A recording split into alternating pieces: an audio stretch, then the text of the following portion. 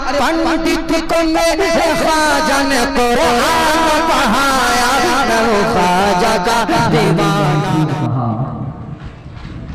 मग़ज़े कुरान रूहे ईमान, doctor Iqbal ने गालिबन ने कहा है, मग़ज़े कुरान रूहे ईमान जाने दीन।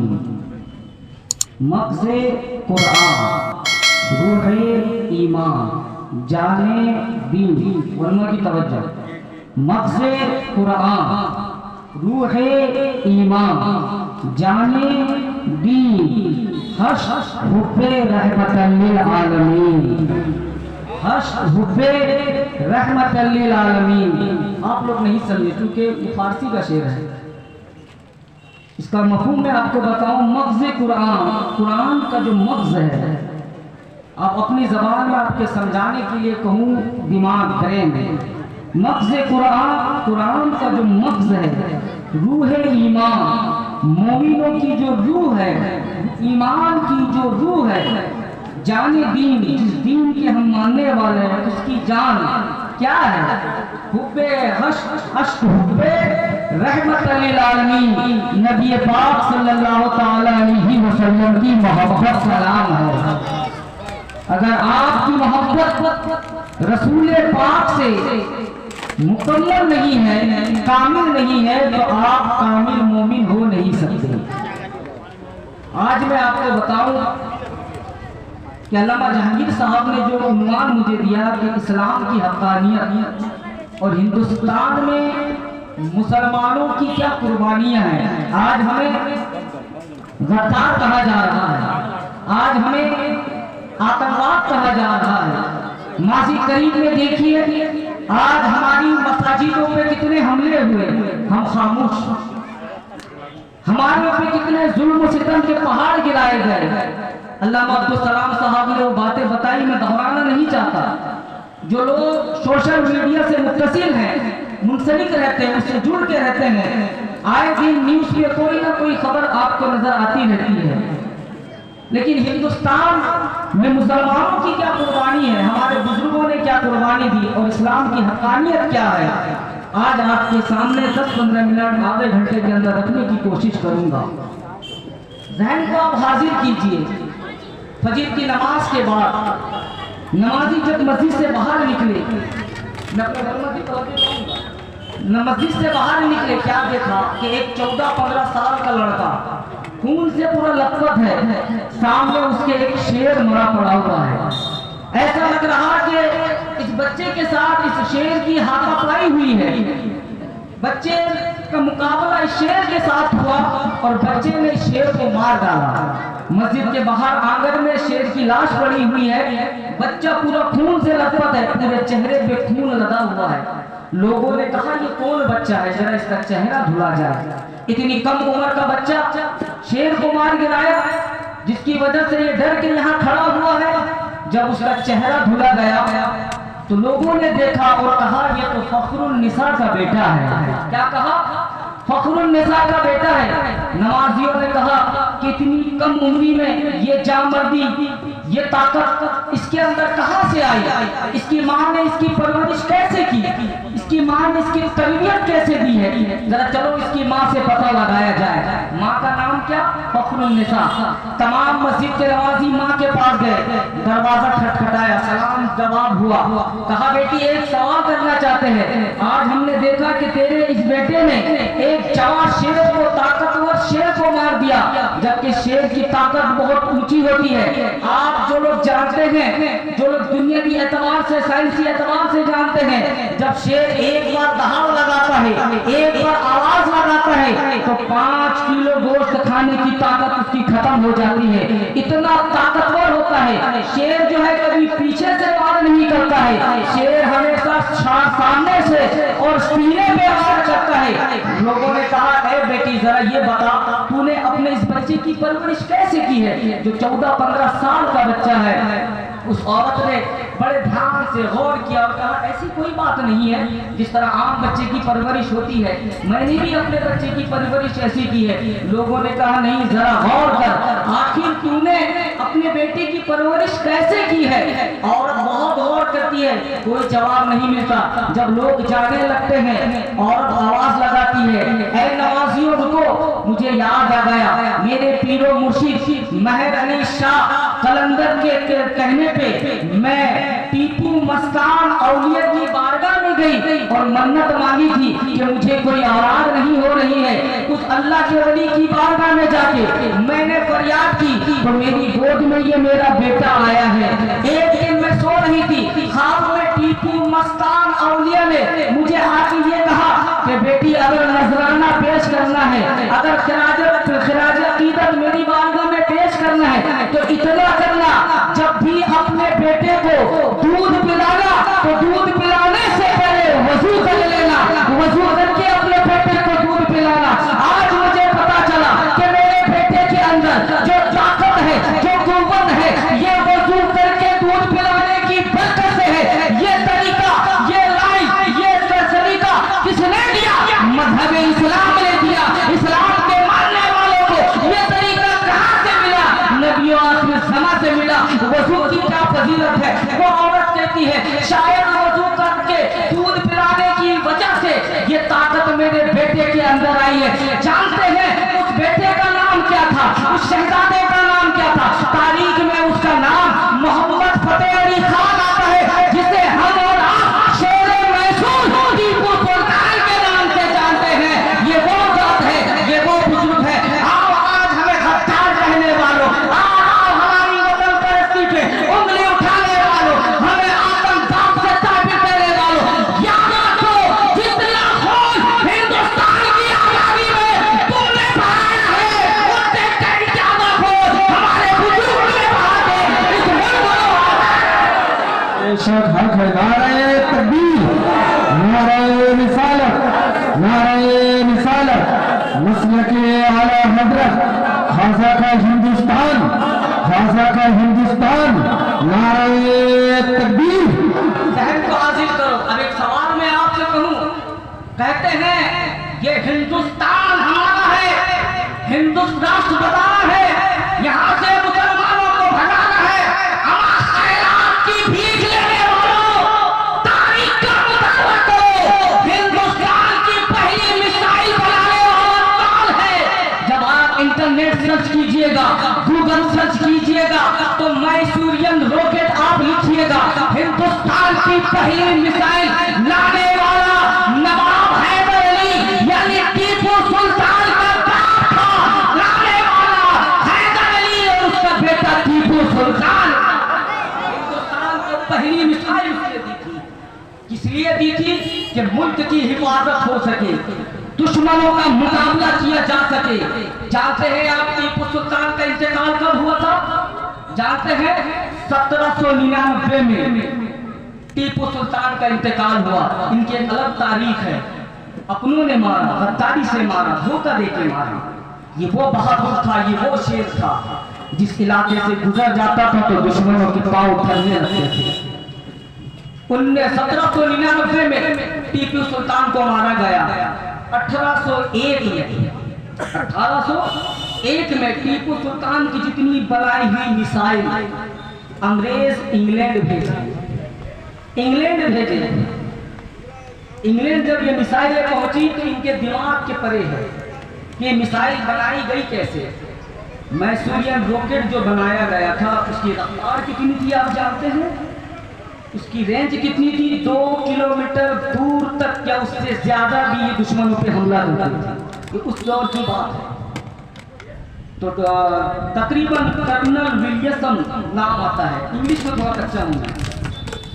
उसने देखा कि ये ऐसे मिसाइल है, इसका पुर्जा कैसे, इसका ढांचा कैसे, ये लोग समझ के परे हो गए।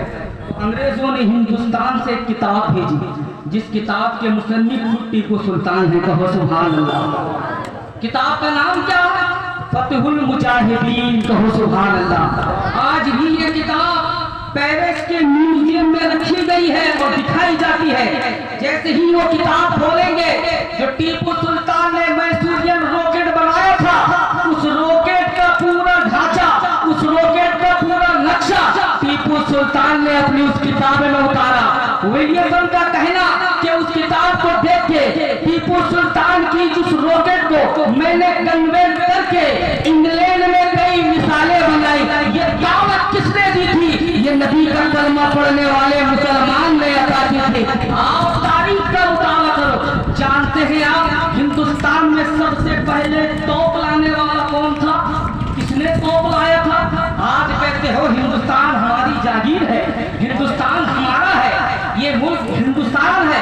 नहीं मुसलमानों, किसी ने क्या ही खूब कहा था, सारे जहां से अच्छा हिंदुस्तान हमारा, हम बुलबुले हैं इसके, ये गुलसिता हमारा। इसमें थोड़ा तरमीम करके मैं कहूँ, सारे जहां से अच्छा हिंदुस्तान हमारा, हम बुलबुले हैं इसके, ये गुलसिता हमारा। अमन मजहब नहीं सिखाता आपस में पैर रखना, हिंदी है हम, हिंदुस्तान है हमारा, हिंदी है हम, हिंदुस्तान है हमारा।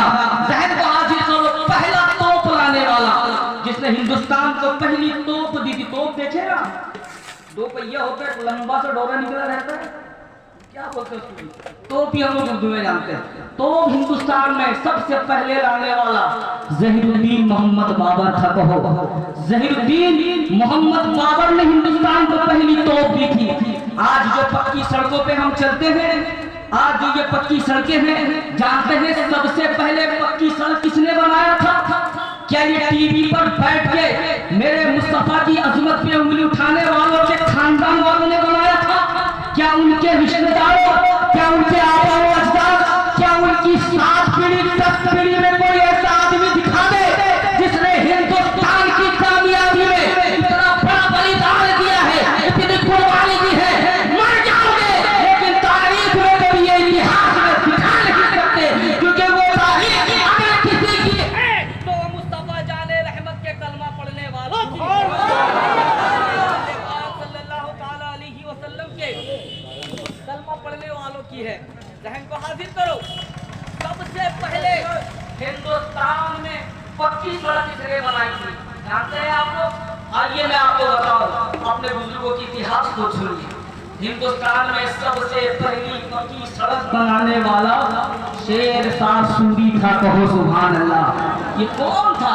ये अजमत मुस्तफा पे कुर्बान होने वाला था, ये नबी का कलमा पढ़ने वाला था। और हाल ही में आप लोगों ने देखा कि पृथ्वी मिसाइल अगर हिंदुस्तान को किसी ने बना के दिया है, वो एपीजे अब्दुल कलाम आजाद है, जिसने हिंदुस्तान को ऐसे मिसाइल बना के दी। ये एपीजे अब्दुल कलाम कौन है? ये नबी का अदना गुलाम है। जब अदना गुलाम का ये पावर है तो मुस्तफा जाने रहमत की अजमतों का आलम क्या होगा? हमारे नबी पे उंगली उठाने वालों, तुमने क्या सोचा कि टीवी पे बैठ के हम खोजते जाएंगे, नबी के गुलाम चुप हो रहेंगे? नहीं नहीं, ऐसा तुमने हम पे जुल्म किया, हम खामोश रहे। हमारे घरों पे हमला किया, हम खामोश रहे। हमारी मस्जिदों पे हमला किया, हम खामोश रहे। हमारी टोपी पे हमला किया, हम खामोश रहे। हमारी तारीख पे हमला किया, हम खामोश रहे। हमारी मस्जिदों पे हमला किया, हम खामोश रहे। हमारी जायदाद पे हमला किया, खामोश है। हम तुम्हें इजाजत देते हैं, हमारी जान पे हमला करो, लेकिन होश के नाम संभालो। अगर नबी की आज़मत पे तुमने उंगली उठाई, बागे जागिर ने बुलाया है, तो हजारों की तादाद में लोग आए। कहीं करबला वाले हुसैन ने बुला लिया, तो हाल क्या होगा? हम उस कौम के मानने वाले हैं कि 72 हैं, लेकिन 22,000 के मुकाबले आ गए हैं। 22,000 हम अमन चाहते हैं, हम सलामती चाहते हैं, हम अपने मुल्क से उतनी मोहब्बत करते हैं जितनी मोहब्बत तुम करते हो, बल्कि उससे ज्यादा हम मोहब्बत करते हैं। और हम प्रूफ दे देंगे। ये तरीका किसने बताया? ये सबक किसने दिया? ये सबक हमारे रसूल ने दिया। रसूल ने ये फरमाया कि मोहब्बत यानी वतन की मोहब्बत ईमान की अलामत है। जो अपने वतन से वफादारी करता है, मोहब्बत करता है, चाहे जिस धर्म का मानने वाला हो, वो उस धर्म में उतने ही कामिल माना। शर्त क्या है? हमें मत लगता। अब आओ मैं आपको बताऊं, बहुत सी बातें मेरे जहन में हैं। अल्लाह का फजल व करम है, अपने असातिज़ाओं की दुआ है। तारीख हिंदुस्तान की औरात अगर मैं आपके सामने रखूं तो कई घंटे लग जाएंगे, क्योंकि मैं चाहता हूं तो हमारे बड़े अल्लामा जहांगीर साहब की बात हो, रहम को हाजिर करो। इस्लाम में, हिंदुस्तान में नबी की जात पे उंगली उठाने वाला, फेसबुक, व्हाट्सएप, इंस्टाग्राम में किसी ने क्या पोस्ट कर दिया, उसी को अपनी दलील बना दिया। इसमें आया है व्हाट्सएप में, व्हाट्सएप तेरे बात की हिंदी है, व्हाट्सएप के हमारा दीन है, फेसबुक के हमारा दीन है। आओ मैं पूछूं, हिंदुस्तान में सबसे पहला विद्रोह कब हुआ था? बगावत की जंग कब चली थी? तारीख उठाइए, तकरीबन 1773 में चली थी। किसने चलाई थी? ये टीवी में बैठ के डिबेट में 2-2 हजार में अपने ईमान बेचने वालों के खानदान वाले थे, जो क्या आबा व अजदाद थे? नहीं। आओ बताओ, ये देश, ये मुल्क भाईचारगी का है, अमन अमान का है, मोहब्बत व इखलास से रहने का नाम है। जब देश की बारी आई थी, मुल्क के तहफ़्फ़ुज़ की बारी आई थी, तो हिंदू मुस्लिम कांधे से कांधे मिला के चला करते थे। तारीख उठाइए, आप पढ़िए। और ये जितनी बातें मैं आपको बता रहा हूँ ना, ये हमारे किसी मौलवी की लिखी हुई नहीं है, ये अंग्रेजों की किताब की लिखी हुई बात बता रहा हूँ, गैर कौम की लिखी हुई बात बता रहा हूँ। सबसे पहला विद्रोह जो हुआ हिंदुस्तान में 1773 में, इसको चलाने वाला कौन था जानते हैं आप? इसको चलाने वाला गालिबन, इस विद्रोह का नाम था फकीर एंड सन्यासी रिलीजियन। क्या था? फकीर एंड सन्यासी। क्या मतलब? इसमें मुसलमान फकीर, दरवेश फकीर जो अल्लाह वाले होते हैं, फकीर, साधु सन्यासी, ये दोनों ने मिलकर चलाया था। कितने साल चलाया था जानते हैं आप? 50 साल चलाया था। इनका नाम क्या था? जब हिंदुस्तान में भूखमरी होने लगी, अंग्रेजों ने अपने गल्ले को जमा कर लिया, गोदाम इकट्ठा कर लिया। ये लोग बंगाल, उड़ीसा और बिहार के जंगलों का फायदा उठा के उनके अनाज गोदाम तक पहुंचते, वहां से गोदाम लूट के लाके हिंदुस्तान के गरीब हिंदू और मुसलमानों को आपस में तकसीम कर दिया करते थे। ये कौन लोग थे? ये हिंदू मुस्लिम थे। ये भाईचारगी मोहब्बती की दलील उन्होंने दी थी। जहन को हाजिर करो, जब इनका चालू करने वाला, तकरीबन नाम याद नहीं आ रहा है, इसका नाम शायद मुनीर हक ऐसे ही कुछ था। जब इसका इंतकाल हो गया तो इसके बेटे मूसा, चिराग अली, नूरुल मोहम्मद ने इस तहरीक को, इस विद्रोह को, इस बगावत को 1803 तक चलाया था। ये हमारे इस्लाम की बुजुर्गों की तारीख है। और बहन को हाजिर करो मुसलमानों, जब आप उत्तर प्रदेश की हिस्ट्री को पढ़ेंगे, उत्तर प्रदेश की तारीख को पढ़ेंगे, तारीख अयोध्या जब पढ़ेंगे, तो अयोध्या में अंग्रेजों के खिलाफ जिसने पहला बुगुल फूका था, जिसने पहला नक्कारा बजाया था, उसका नाम क्या था? उसका नाम राम प्रसाद था। उसने अंग्रेजों के खिलाफ जब पहला बुगुल खींचा था, तो उसके साइड वाले, उसके दोस्त व अहबाब उसके समर्थन में खड़े नहीं हुए थे। तारीख का मुताला करो, उसके समर्थन में अगर सबसे पहले कोई खड़ा हुआ था तो मौलवी आमीर खड़ा हुआ था। सामने जाता है और मौलवी आमीर, राम प्रसाद, दोनों मिलके अंग्रेजों की ईंट से ईंट बचा दी। इन्हीं के लोगों ने गद्दारी से, धोखे से इनको अंग्रेजों के हवाले किया था। जहन को हाजिर करो, ऐसी मोहब्बत की मिसाल गुजरे हुए जमाने में हिंदुस्तान के हिंदू भाइयों ने, मुसलमान ने मिलके पेश किया था और एक पैगाम दिया था, जान मांगो जान देंगे, माल मांगो माल देंगे। हमसे ये नहीं होगा कि हिंदुस्तान की आन व प्राण तुम्हारे हाथ में दे देंगे। हमसे ये नहीं होगा कि हिंदुस्तान पे कोई दूसरा आके हुकूमत करे, हिंदुस्तानियों पे कोई जुल्म सितम करे। क्या हुआ अगर हम अकेले तनहातल हैं, अकेले आगे होके उनका मुकाबला करके हिंदुस्तानियों को बता देंगे, जब तक सूरज चांद रहेगा हिंदुस्तान में भाईचारगी का पहचान रहेगा। इन दोनों को इन्होंने अंग्रेजों की ईंट से ईंट बचा दी। अब हुआ क्या? इनको जब पकड़ा गया ना, जब इनको पकड़ा गया, पकड़ने के बाद जालिमों ने कहा कि ऐसी सजा दी जाए कि अयोध्या के लोग इसे याद रखें, डरें। क्या क्या, एक फांसी का फंदा तैयार किया, एक फांसी के फंदे में दोनों को फांसी लगा दिया गया। तो दोनों को फांसी लगाया, फंदा एक है, इधर रामचरण है, इधर राम प्रकाश है और इधर मौलवी अमीर अली है। दोनों को एक साथ जोड़ के गर्दन में एक ही फांसी लगा के लटका दिया जाता है। ये हमारा हिंदुस्तान था। जब किसी को तकलीफ होती, पड़ोसी को दर्द तकलीफ होती, तो दर्द हमें होता, चाहे वो पड़ोसी किसी भी मजहब का मानने वाला हो, किसी भी अकीदे का मानने वाला हो, कोई भी ग्रुप का रहने वाला हो। बस हम इस नजरिए से देखते थे कि ये हमारा हिंदुस्तानी भाई है और हिंदुस्तानी होने के नाते अगर हमारे भाई को तकलीफ हो तो हम इसे बर्दाश्त नहीं कर सकते। जब हिंदुस्तानी होने के नाते जिससे खून का रिश्ता नहीं, जिससे कोई गहरा संगठन नहीं, जब उसकी दर्द को हम बर्दाश्त नहीं कर सकते, तो जिस नबी के सदके ये कायनात मिली है, ये जमीन और समा मिली है, रब की पहचान मिली है, अगर आज उस नबी की आदत पे कोई उंगली उठाएगा तो हमसे ये बर्दाश्त नहीं होगा। कोई कानून, कोई संविधान हम मानने को तैयार नहीं। हमारी सवाल बस एक ही आवाज देगी, गुस्ताखे नबी की एक सदा, सरतन से निकाल, सरतन से गुजा। बहन को हाजिर करो, बहुत तारीखी बातें हैं। 1857 का गदर, जिसे अंग्रेजों ने गदर कहा था, हम उसे क्या कहते हैं? इनकलाब कहते हैं। सबसे पहला फतवा किसने दिया था अंग्रेजों के खिलाफ? हमारे उलमा जानते हैं। ये हमारे अवाम की कम नसीबी है, इल्ला माशाअल्लाह, सबकी बात नहीं कि हम दूसरी की तारीख याद रखते हैं, लेकिन हमारी तारीख हमें मालूम है।